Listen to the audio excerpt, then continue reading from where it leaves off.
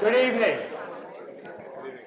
Welcome to this evening's James Gregory lecture. For those of you who are attending for the first time, these lectures are part of a programme called Scientists in Congregation Scotland, which is being funded by a generous grant from the John Templeton Foundation. If you would like to find out more about this programme, please visit our website at www.sicscotland.org. Also, I would encourage you to check out the website for these James Gregory lectures, where you'll be able to find videos of some of the really excellent past James Gregory lectures. And if you want to recommend this lecture to anyone else, then you can pass the address along to them. On that note, the final lecturer for this series is going to be Dr. Jennifer Weissman, who is a senior astrophysicist at the NASA Goddard Space Flight Center, where she serves as the senior project scientist for the Hubble Space Telescope. Now, I've heard really wonderful things about her. I've heard that she's a very great speaker, so I would strongly encourage you to come along to that event. Again, details of this can be found on the James Gregory website. Now, to introduce this evening's speaker, although he probably needs very little introduction. Professor Alister McGrath is the Andreas Idreos Professor of Science and Religion at the University of Oxford, where he is also a director for the Ian Ramsay Centre for Science and Religion. After starting out studying chemistry at Oxford, Professor McGrath gained a doctorate in molecular biophysics. He then took a turn to study theology, gaining a doctorate of divinity for his work in systematic and historical theology. Since then, he has gone on to become one of the world's leading scholars in the field of science and religion, and has also become a major public voice, participating in popular debates with such figures as Richard Dawkins. As many of you will know, he has also published broadly in a number of other areas, writing on apologetics, church history, systematic theology, and he has also written a number of popular and scholarly intellectual biographies on major thinkers such as C.S. Lewis and more recently on Emil Brunner.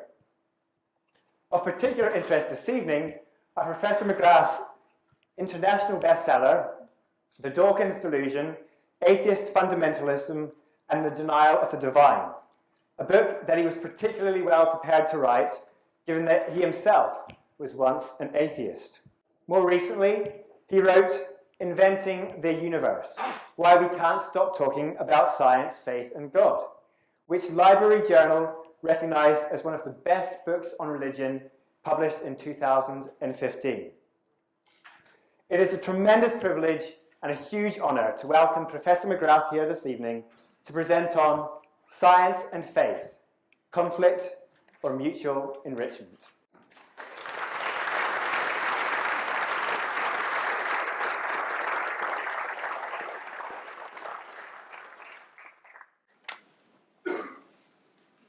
Well, ladies and gentlemen, it's a great pleasure to be here at Andrews and to speak on the theme of science and faith, conflict or mutual enrichment. I think it's fair to say that the dominant media narrative of our time is, of course, conflict, that science and religion are locked in perennial conflict, and that is the end of the story. And I want to suggest to you that there are other ways of looking at this. I want to suggest to you there's a better way of looking at it. What I want to begin by doing is telling you my own story, and then presenting you with some ways of thinking about the relationship of science and faith, which I hope you will find helpful, and will give you a framework, I think, for beginning to hold these together.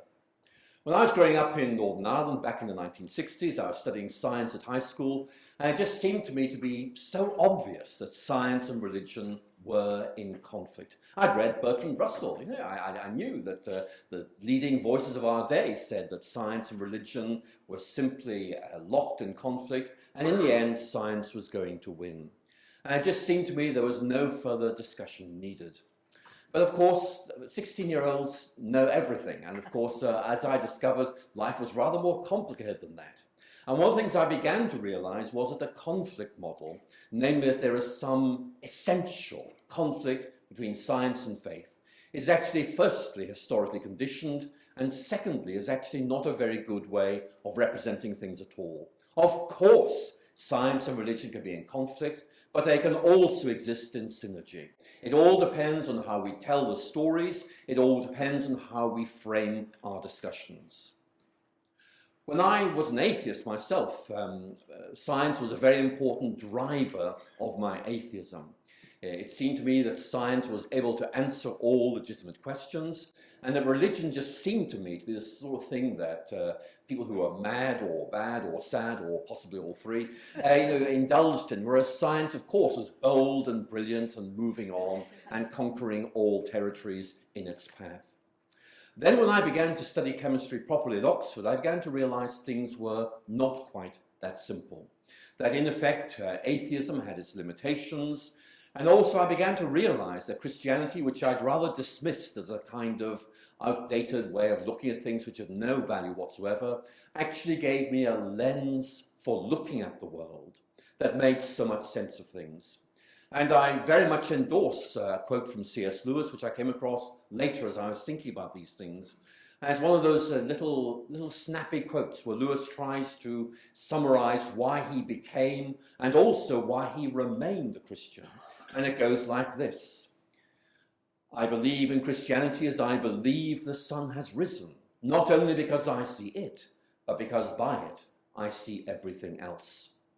And so what I want to do in this lecture is to try and talk to you about ways of framing this relationship of science and faith. When I discovered Christianity, I was not going to give up on my science. It seemed to me that science was wonderful, and that is still my view today. The question was, how could I bring my faith and my science together into a meaningful relationship, not in effect locked away in non-interacting watertight compartments, but rather as important parts of my life which had the potential to stimulate and even to enrich each other. And in many ways, that is what I want to talk about this evening. The approaches I discovered, why I think they're helpful, and in effect just laying them before you and asking whether you find these helpful as well. But let's begin by asking what I think is a very important question. What do science and religion do that makes them so distinct?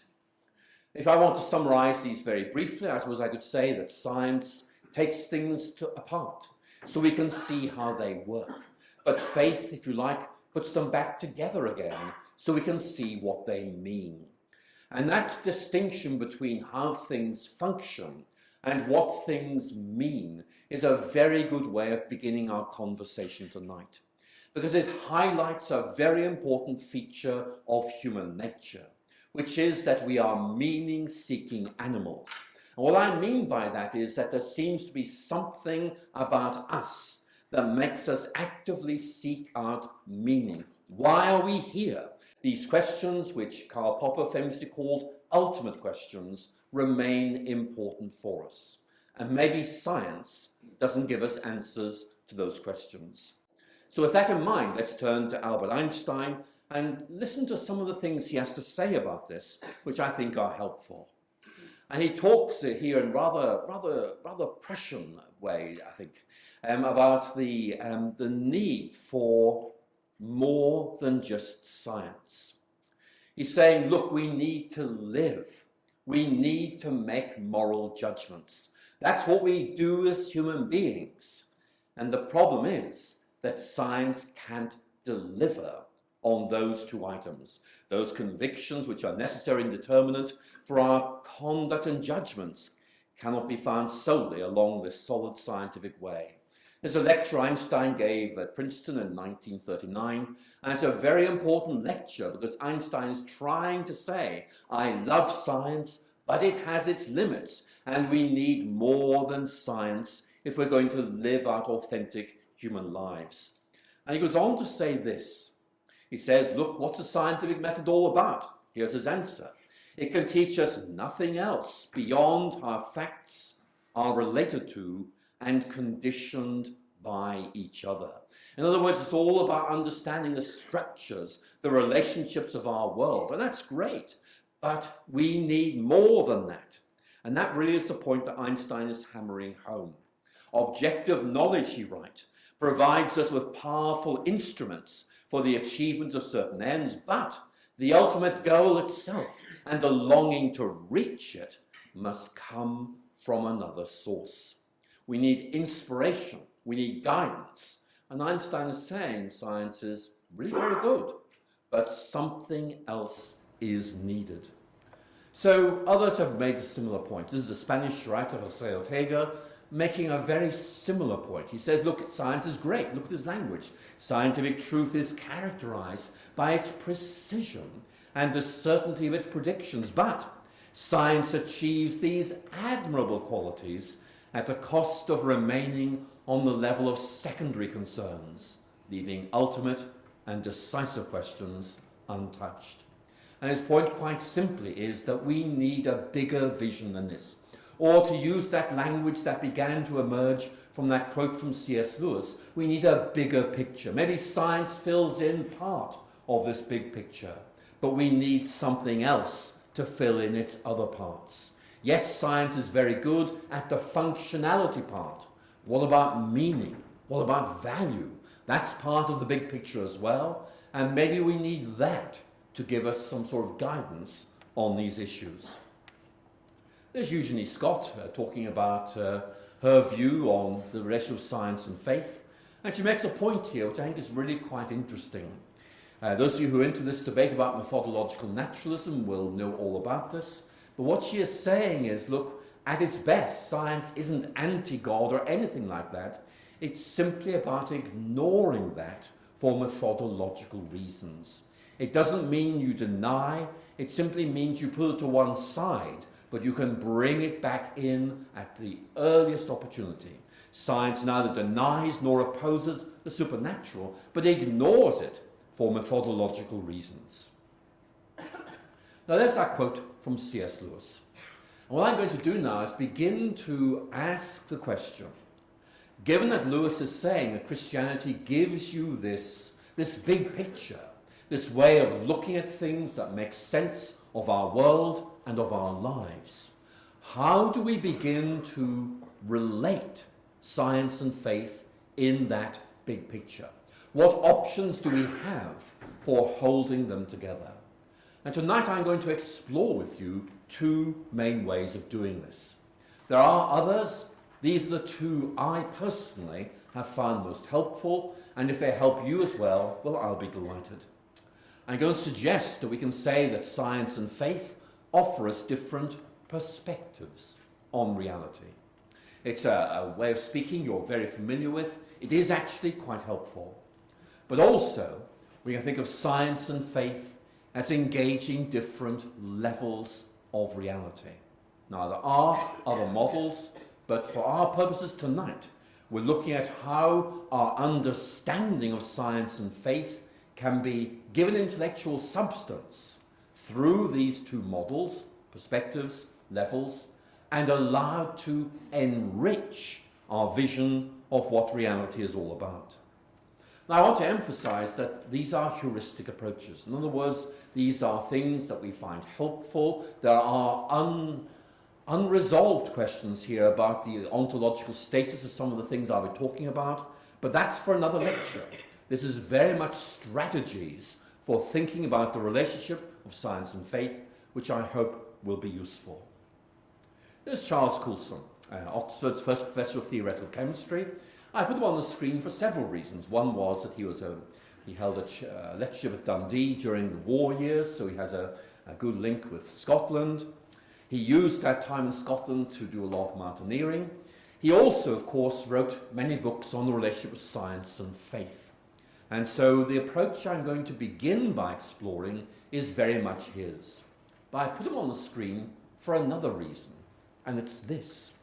One of the points I'm going to make in this lecture, which is of relevance to church ministers, but I think also to many others, is that this business of holding together science and faith requires people who've thought this through, and are able to explain the approaches they've developed to those who are beginning to think about this. And Coulson did this for me. I'm going to tell you how, because in many ways I'm saying there's a need for mentoring in this area. Well, those of you who have assimilated science and faith and can see ways of holding them together can say to an up-and-coming generation, this is what I find helpful. It might help you as well. Coulson was Oxford's first professor of theoretical chemistry. I began to study chemistry at Oxford in 1971. Oxford has a collegiate system. I went to Wadham College. And it just so happened Coulson was a fellow of Wadham College. And so there was I in my first year trying to figure out how on earth do you hold science and faith together? And Coulson, a Methodist lay preacher, came to Wadham Chapel, preached a sermon on how to hold science and faith together, and in effect saying two things. Number one, this idea of the God of the gaps is nonsense. Number two, we need to think about multiple perspectives. He talked about this. And he gave me 10 minutes of his time afterwards. And that sorted me out. And I'm going to tell you what he said, but there's a deeper point here. We need figures of wisdom who are able to do this. And we need people to see themselves as being willing to become those figures and help those who are beginning this journey of intellectual discovery. Coulson, of course, is a very well-known figure. Although there's another Charles Coulson, of course, who was very prominent in Richard Nixon's White House staff, who many of you will know as well. In fact, I have to tell you, I gave a lecture on this Charles Coulson at Oxford about 18 months ago, and we had a larger audience than we expected. And they were mainly American. Right? And afterwards, someone got to me and said, well, it wasn't the Chuck Coulson we were expecting, but it was very interesting. Mary Midgley also takes a similar approach in some of her lectures, and this is what she says in one of her recent books. For most important questions in human life, a number of different conceptual toolboxes always have to be used together. Science is helpful in some areas, but not in others. We need a richer tool set if we're going to get that richer vision of reality. So, basically, Coulson and Mary Midgley both adopt a multiple perspectives approach. It's very simple for you to understand. You are looking at, for example, a complicated building, and you walk around it, and as you walk around it, you see perspectives from here and there, and what you do is you build these up. Each perspective is integrated into a bigger picture. The bigger picture is richer than any single picture, but each single picture is part of that greater whole. And Midgley illustrates this with relation to a big aquarium.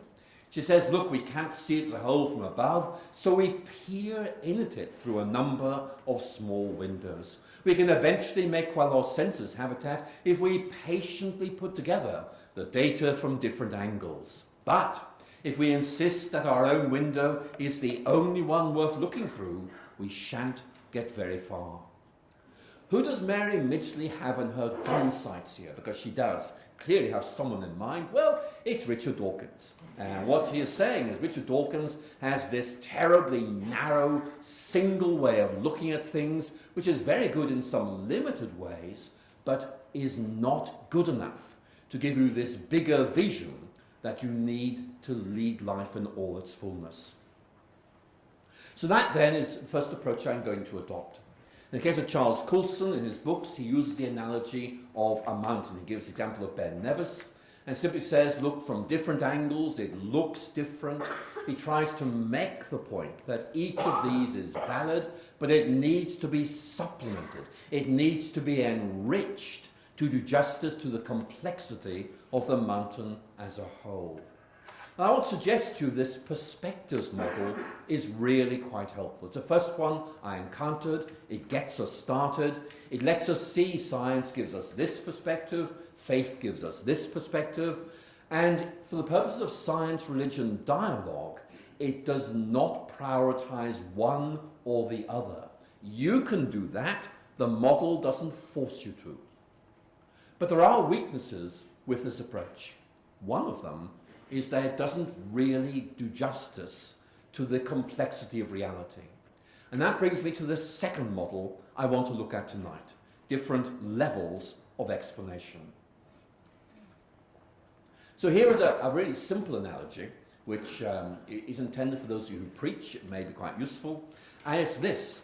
There's Frank Rhodes, who was an Oxford geologist in the 1960s, went on to become the president of Cornell University during the 1990s. And Rhodes asks us to imagine a kettle that is boiling. And if your imagination is troubling you tonight, I've helped you. There it is on the screen. And Rhodes asks this question: why is the kettle boiling?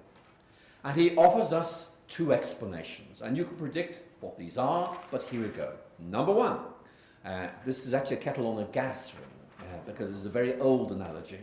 He says, look, what's happening is the gas is burning, and so we have the conversion of chemical energy, which raises the temperature, so the water reaches boiling point, and that is why it's boiling. But he says there's also another reason, and that is, I wanted to make myself a cup of tea. Now, I think that's a very simple illustration. All the best illustrations are simple, but the points it makes are very profound. Richard Dawkins says there's a scientific explanation of something, and that's it. Once there's a scientific explanation, no other is possible. Well, there's a scientific explanation for why the kettle is boiling. But Rhodes's point is that that doesn't give the full picture. Listen to me very carefully. Yes, there is this scientific explanation about the conversion of chemical energy.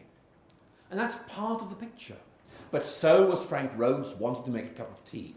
The first explanation does not negate the second doesn't negate the first. Taken together at different levels, they answer that question, why is the kettle boiling? Each is part of the picture, and each answers the question, why is the kettle boiling, at a different level. So Rhodes makes his point. These are different answers, but both are true. Both are complementary and not competitive. One answer is appropriate within a particular frame of reference, the other within another frame of reference. There's a sense in which each is incomplete without the other. So you can see immediately how that opens up some very good ways of thinking. We're talking about different levels of explanation. Science about how things function, faith about what things mean. And you can begin to open that up really very, very easily indeed. And Rhodes's analogy has stood the test of time remarkably well. You might want to develop it, but if you're a preacher, this will be a very good starting point for you. But I think we need to do more with this if we're going to get the most out of it. And what I'm going to do is talk about why scientism doesn't work. And the reason I'm going to do this is because it allows us to see how Rhodes's approach actually allows us to engage with a very significant question, which is, why is it that those who say science and science alone can answer all our questions basically are wrong? It's not an adequate answer. And the framework I'm about to give you will help you with this. So I'm going to introduce you to what's called ICIDH2, the International Classification of Impairments, Disability and Handicap, which is a way of talking about what handicap is. What is disability? And so here is what the model suggests. It says there are 4 levels to what constitutes disability. So it begins by saying, look, there's something wrong with one or more of the human body's organs. There's a pathological issue, which leads to impairment in the function of the body, which leads to a change in our activity. There are certain things we used to be able to do that now we can't do or can't do quite so well. And as a result, there's a change in our participation in society. And so you could say that the first 2 of these adopt an essentially medical approach to disability, whereas the second 2 adopt a more sociological approach to disability. But the key point the World Health Organization is making is that all of these are part of the picture, they're interconnected, and each of these is an important level. If you like, there are different strata, different levels of this, and teasing out gives you a much better sense of what this is all about. So if you're with me thus far, we're now going to ask another question, which is, how would we investigate each of those 4 levels? And one of the key points is that you cannot use the same research methods for each level of reality. In other words, if I can put it very crudely, ontology determines epistemology. The way something is determines the way in which we must investigate it, but also it shapes the character of our knowledge, how much we can know, what the limits are. You cannot assume it's the same in every case. The nature of a level of reality determines how we must investigate it.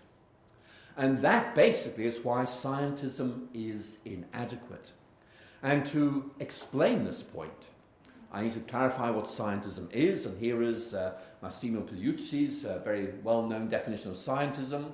Scientism, he says, is a totalizing attitude that regards science as the ultimate standard and arbiter of all interesting questions, or alternatively, that seeks to expand the very definition of scope of science to encompass all aspects of human knowledge and understanding. So the basic idea here is that science answers all valid questions and everyone else is out of business. So let's go back to this. There are the 4 levels. Now, let me ask you this question. How would you investigate pathology? Let's imagine that we're looking at someone with a brain tumour. The brain tumour is pathological. It's going to affect cognitive function, that's impairment, which is going to have a big impact on your activity, particularly if you are writing, which is going to affect what you can do as a job. So it's clearly a complex reality. How would you investigate the pathology? Well, I would suggest you'd use positron emission tomography, PET. Tells you where the tumour is, how big it is, gives you a pretty good idea of what the problem is.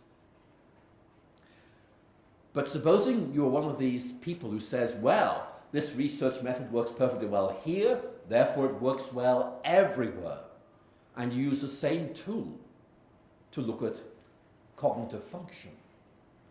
It's not going to answer that question. You're going to have to use a waste test or something to begin to look at that. Each of these levels demands a different research method. Positron emission tomography is not going to show up how you function cognitively.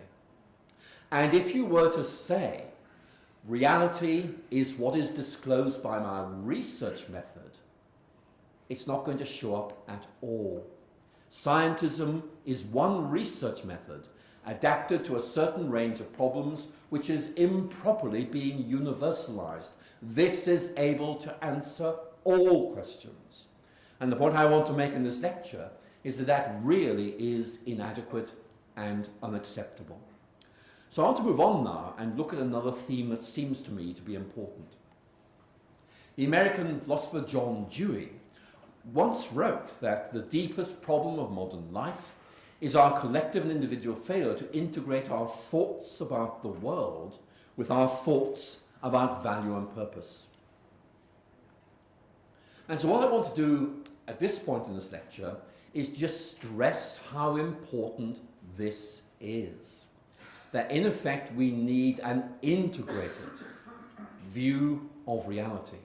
Something that doesn't just limit itself to how things function, but actually which gives us an understanding of what things are meant to do, of their place in a greater structure.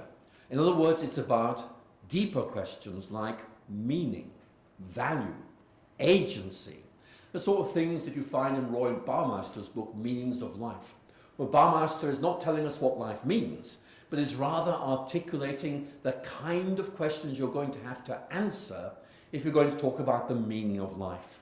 And these tend to be things like identity. Who am I? What difference can I make? Do I really matter? and of course, what is my purpose? And those are 4 deep existential questions. The sort of thing that psychologists will tell us gives us meaning and stability, which make us function better than if we didn't have them. And the point is, science is not going to deal with these because they're not empirical realities. One of the reasons I've spoken about enrichment is that when you bring science and faith together, it's not just about the way things work. It's much more about an understanding of why science works at all, an understanding of its limits, its strengths, and of course, engagement with these deeper questions of life. Who am I? What's life all about? I was reading a book by Susan Wolf recently, and Susan Wolf is a well-known American philosopher, and she was talking about the meaning of life in philosophy. And she was simply saying most professional philosophers have given up talking about the meaning of life because it seems such a vague and abstract question. We can perhaps say why people find certain things meaningful, but not what the meaning of life is. And I'd say I find that slightly worrying because in many ways philosophy arose from precisely those questions like, what is life about? What is good? How do we lead a good life? And what I'm saying is that you can hold science and faith together in a way that allows you to hold together these cognitive and existential questions. And they matter. I put on the screen the belt of Orion. I'm Irish, and we used to joke in Belfast that Orion's the only Irishman who actually got to heaven. Look at the 3 stars in the middle. Why am I putting those on the screen? Well, I'll tell you. When I was about 16, I was an amateur astronomer, and I loved looking at the night sky. And I knew how far away those 3 stars were. And of course, I was an atheist. It was very, very clear to me that there was no God, there was no meaning, there was no purpose, and I was okay with that. In fact, I often get nostalgic when I think about this because when I read Richard Dawkins, I often think, I used to be like that as well. But looking at these 3 stars, the thought that went through my mind will strike you as being really rather depressive and melancholic, but here is what I thought. In effect, I'm looking at those 3 stars, and in doing so, I'm looking backwards in time. I'm seeing them as they were hundreds of years ago. And the light that's now leaving those stars would take hundreds of years to get to Earth, by which time I would be dead. And so for me, this part of the night sky, in effect, was a reminder of meaningless, transience, pointlessness. In other words, I looked at the night sky through an atheist lens, and that is the meaning that it gave me. One of the points I'm trying to make in this lecture is that Christianity gives you this lens, this framework, this way of seeing things, which actually changes everything. And of course, if you look at this through a Christian lens, it does look very different. Ursula Goodenough is a very good example of an American cell biologist who, in effect, found her appreciation of the night sky completely destroyed by the realization that one day our universe would die. And she expressed much the same ideas I've described, but in rather more poetic, I think even flamboyant language. She says, look, the night sky was ruined.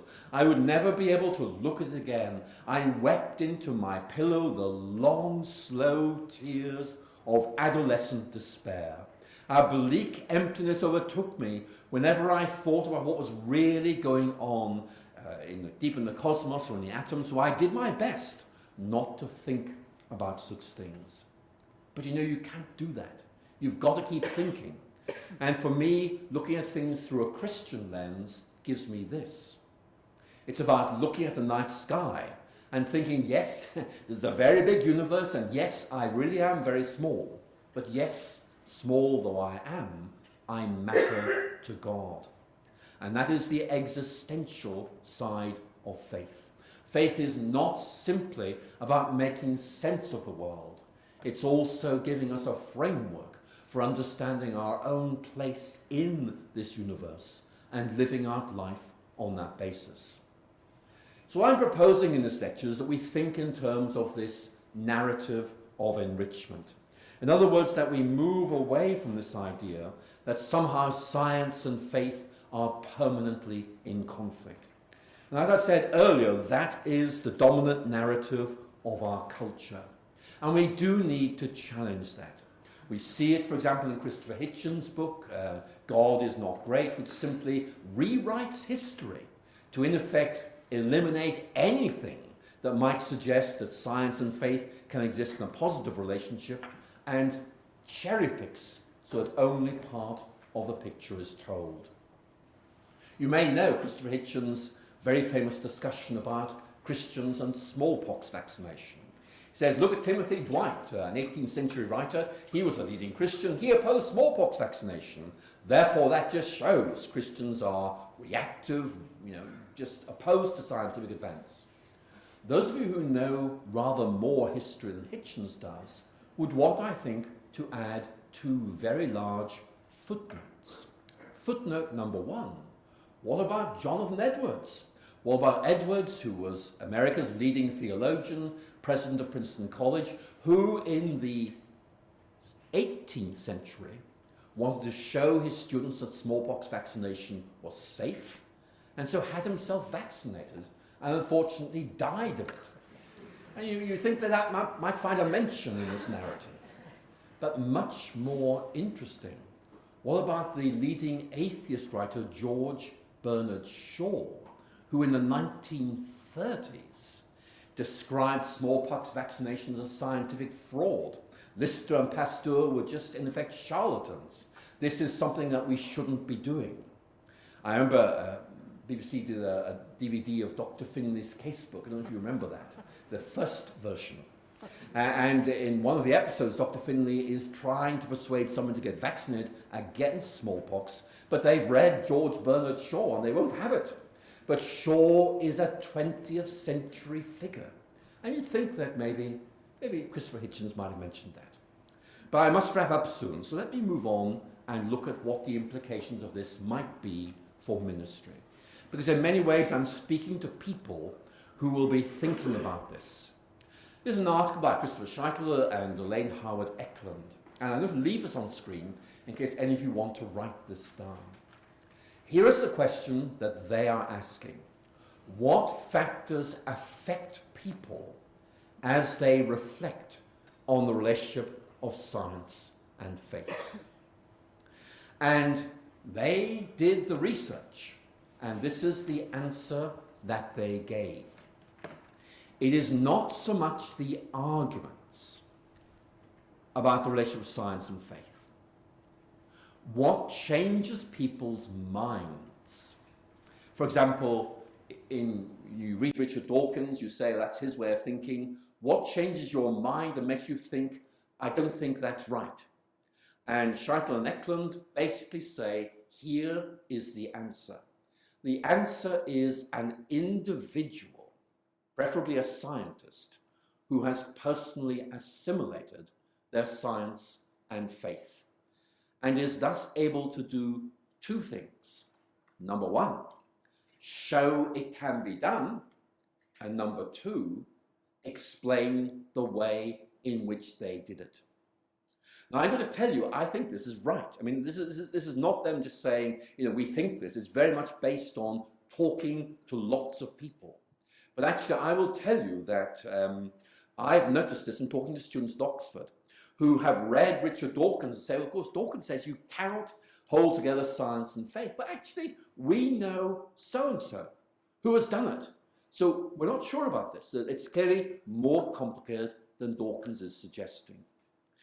If this research is right, then it gives a very important role to everyone here tonight who is studying science or teaching science and has given thought to how you hold science and faith together. Because you are a living instantiation of that possibility. And Scheitler and Eklund would simply say, look, you are, even before you've opened your mouth, in effect, a very powerful testimony to what can be done. Of course, the approaches that you adopt will be significant, but the fact that you have done this is in itself of significance. So in many ways, this is one of the most important things I'm saying tonight. Remember the point I made right at the beginning of this lecture. There was I, a sort of 18-year-old thinking, I've discovered faith and I know about science, but, how do I hold these together? What are my options here? And then discovering someone older and wiser who simply said, this is how I did it. Why don't you try that? And it was a wonderful starting point. And that, I think, is what I want to say to you tonight. If I could address my comments both to those who are perhaps a little bit older and those who are perhaps a little bit younger. If you're older, you need to think about the intergenerational transmission of wisdom. You've thought about this. How are those thoughts going to be passed down to a younger generation? And secondly, for those who are a bit younger, you're like me perhaps, thinking, how do I do this? And there are others around you who have done it. And what we need to do is find some way of allowing an older generation to enrich a younger. It does not mean closing questions down. What I've been doing tonight is saying to you, look, I find this helpful. Is it helpful for you? If not, there's plenty more to find. If so, you can build on this. But that really is what we're talking about. Trying to enable each of you to construct your own way of thinking about this, which you feel comfortable with, that you say, this works, this is good. And that is something that needs to be done for yourself, but also for those around you. Now, there is much more I could say on this theme, but I thought it would be much more helpful simply for me to draw stumps here and to allow the rest of our time together to be shaped by you. And I'm very, very happy to allow you just to direct our conversation in any way you like. And that, I think, will be perhaps the most interesting part of this evening. So I invite our host to explain exactly how this is going to work. We share our appreciation first.